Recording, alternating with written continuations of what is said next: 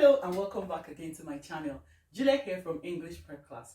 In today's video, we're going to be looking again at how you can improve your spelling. Spelling is a big deal in English exams, even in daily life. Imagine sending an email to your boss and you're struggling with some spelling, especially if you don't have the Grammarly app. I mean, how many of us have the Grammarly app installed on our laptops or on our phones?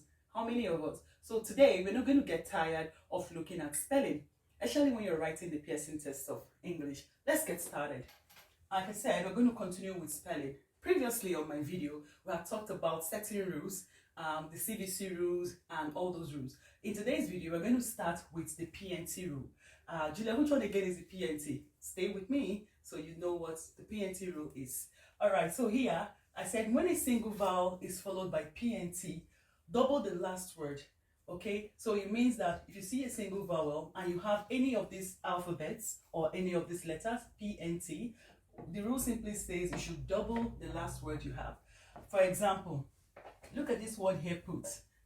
All right, so this vowel here is followed by T, which is one of the letters or one of the alphabets there, and you can see me putting TING as an extra. Okay, I know the other video we did, we say double the last word if it's a consonant. This one again, we are saying if you have a vowel before a consonant, you should double the consonant here.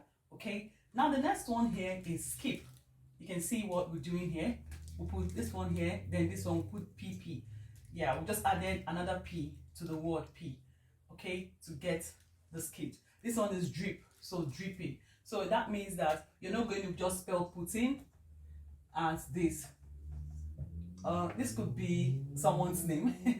I think the president of Russia, if you remove the G. But then some people make a mistake and spell Putin this way. Yeah, this is going to be wrong.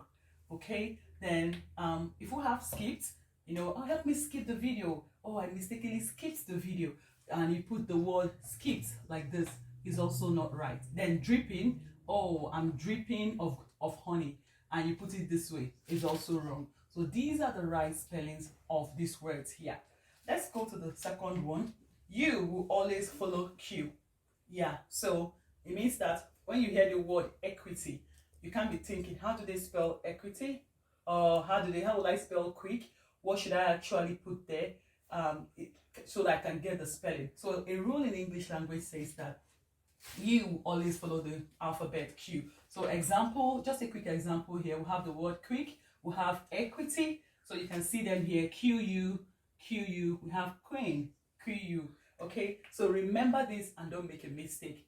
Now another rule here is S never follows X. Remember, this is X, letters of the alphabet, and this is S, another letter of the alphabet. Or X and S are letters of the alphabet. Example here is excite. Now, why am I using these examples? These examples are words that we often use every day, even when we write our essays, even in tasks like fill in the blanks, where we need to write out the answer that's supposed to be in the blank.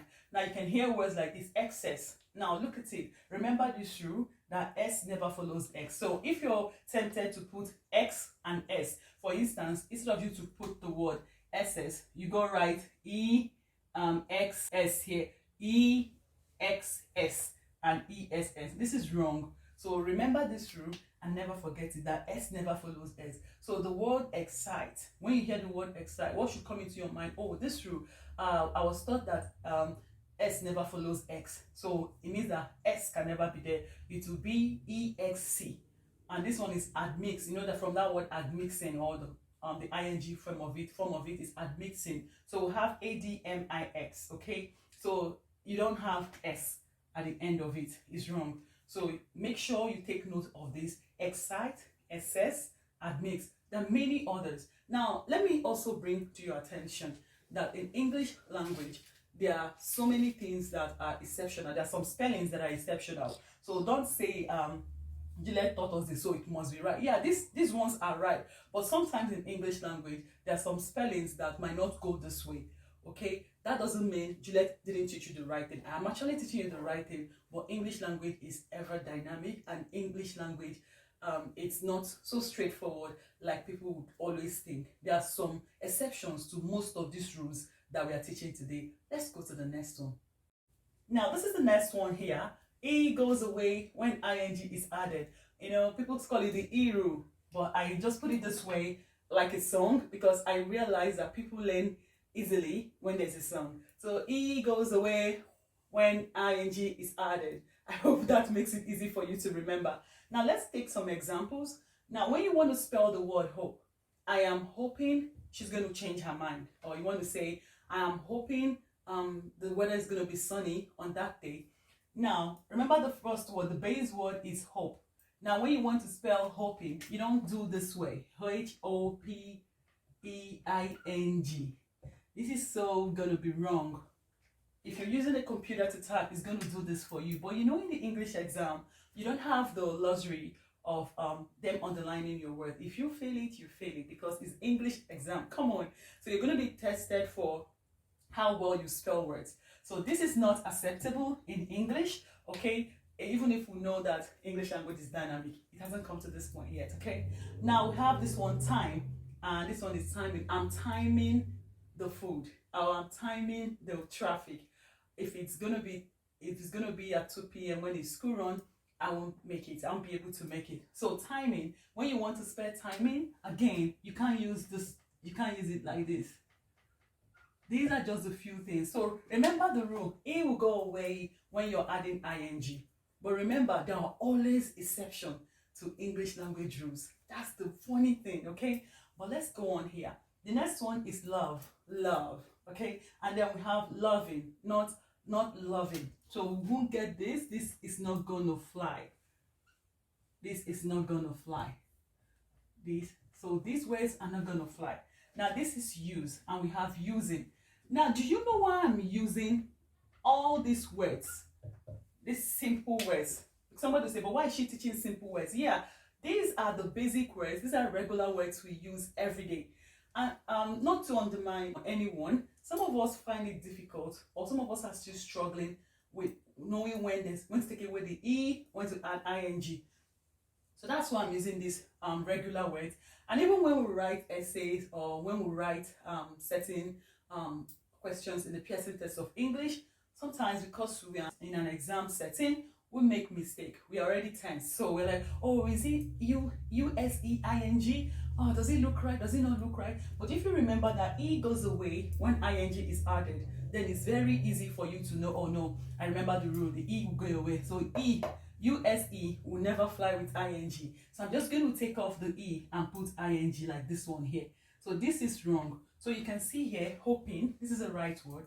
Timing, this is loving, and this is using. I hope this is going to help you. This brings me to rule number 5. PH is used in longer words instead of F. Example, paragraph. You can imagine spelling this word this way, because that is the way it actually sounds. How many of us have spelled this word ever like this? Let me know in the comment section. I mean, I'm not going to shame you, okay? We're learning. Then this one is triumph. A lot of people do not also know how to spell this word, F. Just imagine spelling someone's name this way, or maybe a victory you won, and you want to send somebody a message to say, oh, I finally triumphed in this. Then you not spell it this way, triumph or triumphed. This is also not acceptable in English language. Then again, photograph. Photograph. People will make a mistake in that word as well. Photograph. Autograph. Give me examples in the comment section of other words that you think will fly with PH instead of F. So despite that the sound, it's like F, but it's not spelled that way, because there's a rule that says PH is used in longer words instead of F. But somebody will say, Julia, how about graph? Graph is actually a short word. Yeah, but it's spelled as PH instead of G-R-A-F.